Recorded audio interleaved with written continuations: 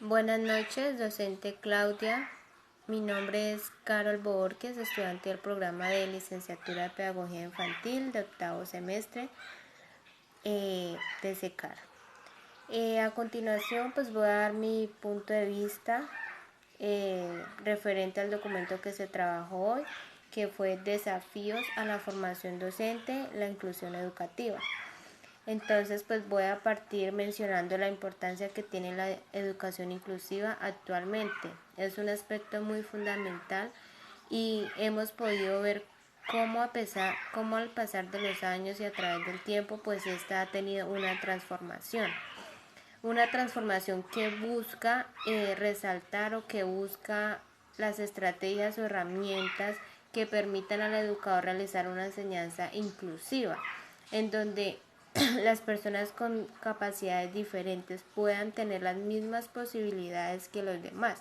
Es decir, que no sean discriminados por tener, digamos, algún problema de aprendizaje o alguna condición física diferente. Esto implica una visión global, que el aprendizaje no sea solo basado en conocimientos, sino que el docente debe tener la capacidad de realizar o de dar una enseñanza basada en la formación de valores y principios. ¿Por qué son importantes estos valores y principios?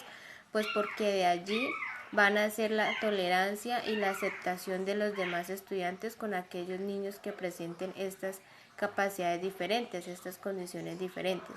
Por esto es importante que los docentes estén capacitados y tengan la capacidad de manejar estas situaciones en el aula de clase.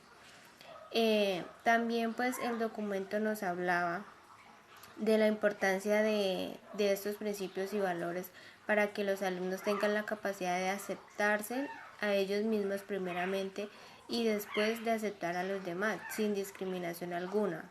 Es decir, que no haya discriminación por su sexo, su raza, su religión, su pensamiento o puede ser también por su condición física.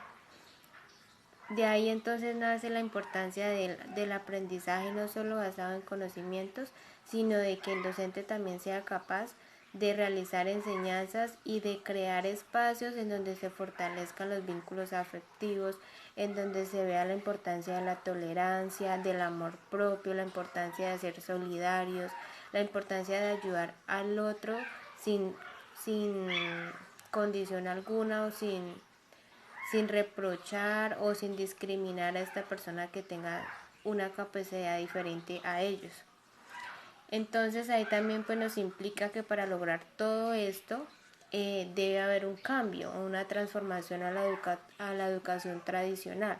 Pues podemos darnos cuenta cómo era la educación tradicional y que antes digamos la gobernación, el Ministerio de Educación no se preocupaba tanto porque los docentes tuvieran en cuenta a estos estudiantes de inclusión, sino que simplemente se aislaban, se discriminaban, muchas veces eran rechazados o estaban en el aula de clase, mas no eran incluidos, sino que eran excluidos.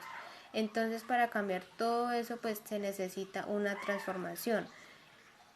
¿Cómo se puede lograr esa transformación? Pues capacitando a los docentes y dándoles diferentes herramientas o estrategias para que ellos sepan manejar estas situaciones en el aula de clase y que no caigan en el pequeño error de que al incluir a los niños que tienen esas capacidades diferentes excluyan a los otros niños o que incluyan a los otros niños pero excluyan a los que tienen esa capacidad diferente. Por esto es importante que el docente realmente esté capacitado para manejar estas situaciones. ¿Por qué?